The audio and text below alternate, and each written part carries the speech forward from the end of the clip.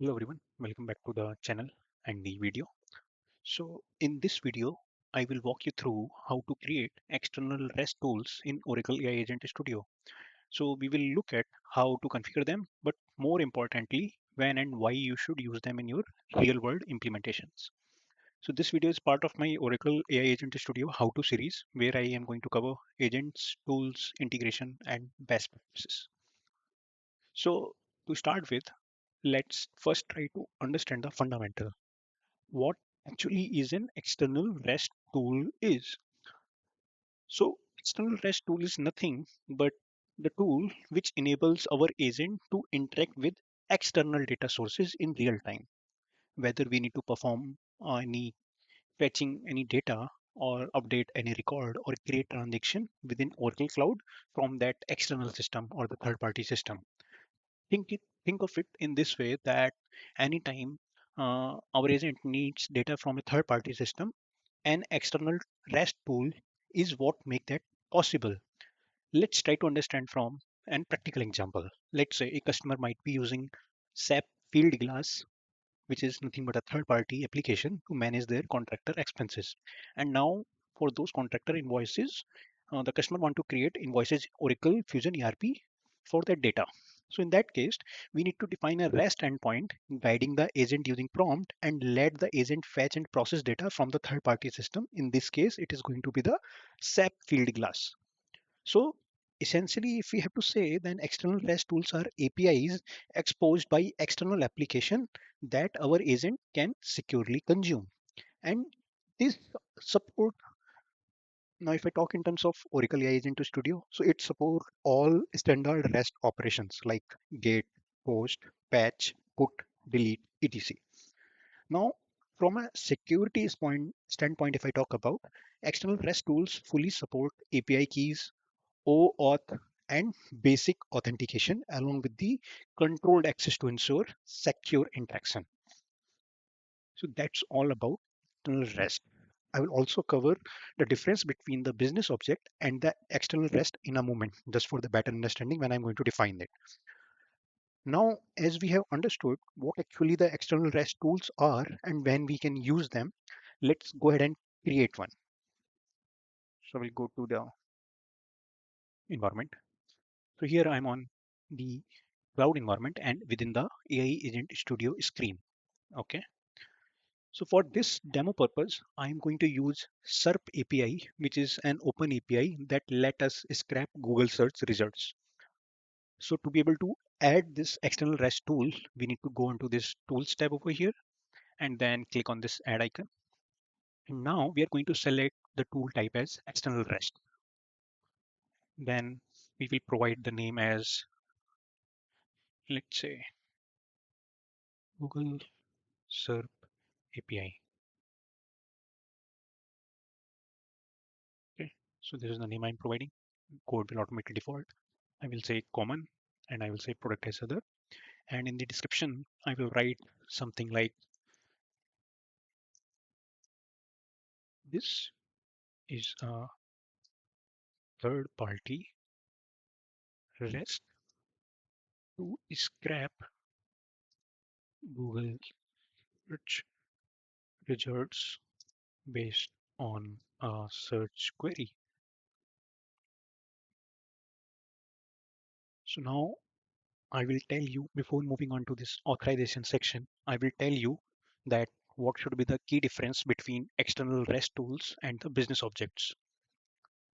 So if I talk about, as we have already understood that with business object, security is automatically tied to the logged in Fusion user, right? Let's say if I am running an AI agent, I have access to perform the separate task, then I will be able to have that AI agent process the business object. Let's say if it is to create invoice, if I have access or the privilege to create invoice, I will be able to use that AI agent to create invoice. If not, then I will not be able to create.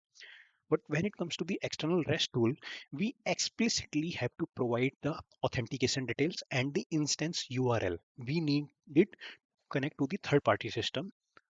So now when we click on this authorization to add our first connection, so when I click on add, here you can see I have to provide a detail for the instance URL and the authentication which I'm going to use. Like you can see a fixed one, auth, OAuth credential and none, and the description which I need to provide.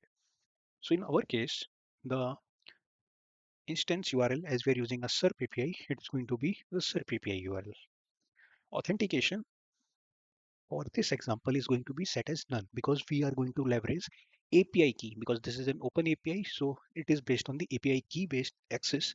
So that was we are going to leverage. I will show you that in a moment. But apart from that, if there are any third party systems which we are accessing using the API along with the instance URL, we need to use either of these methods which is available. And we can also see that these days OAuth is the major one which is getting used.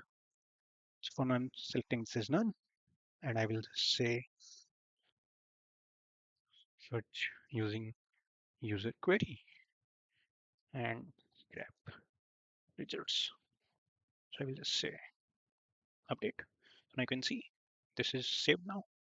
Now there is another part for the external REST, that is the function, right? So if you recall from our previous session, that is the business object where we were adding a function to create invoice or to fetch the invoice or generals likewise for the transaction, right? So here also when we have provided the authorization that we will access this system, then we also need to provide a function for this also because this plays a very critical role with this determines what data the agent can fetch and how the request is going to be structured.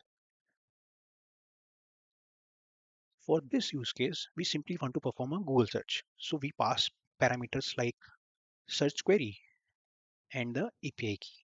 So for our case, I will just say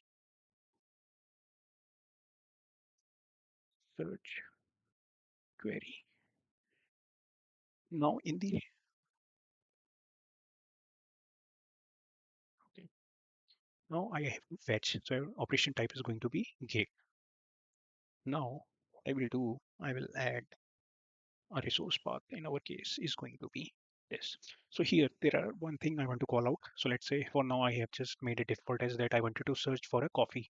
But if you want to make it parameterized, what I can do, I can just go into curly brackets and say user query. Just select this. Now, now we need to also provide the API key. Again, these needs to go into the curly bracket. But if it is a default API key which you wanted to use, then we can enter the API key, right?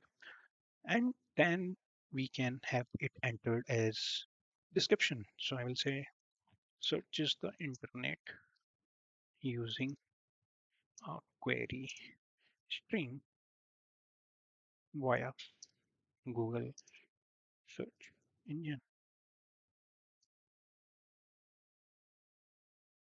Okay. Now here, as we all know, there are two parameters. One is the user query, another one is the API key.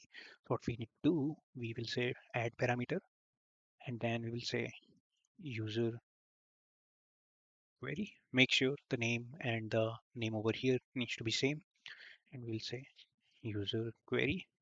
It is going to be string, but if there are any other data type, we need to select that. And I will just say save. Then I will say add one more because we have to enter API key. And I will say, I'll just copy paste this name.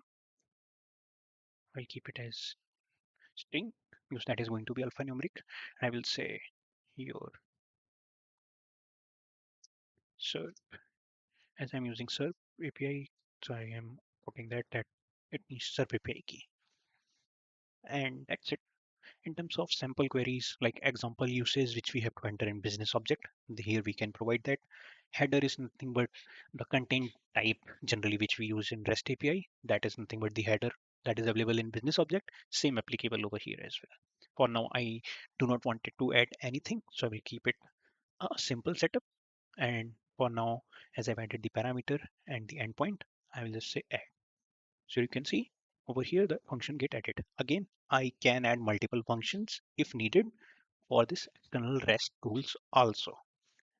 And now I will click create to finalize the tool, and that's it. If I just say copy the name and say create, so that's it. Our external REST tool is now successfully created in Oracle AI Agent Studio. If I go ahead and search it, you can see this is the one which we just defined. So that's it for the video. Thank you for watching. If you found this helpful, make sure to subscribe for more Oracle ERP and AI Agent Studio videos. You can also follow me on LinkedIn and Substack. You will find those links in the description. See you in the next video.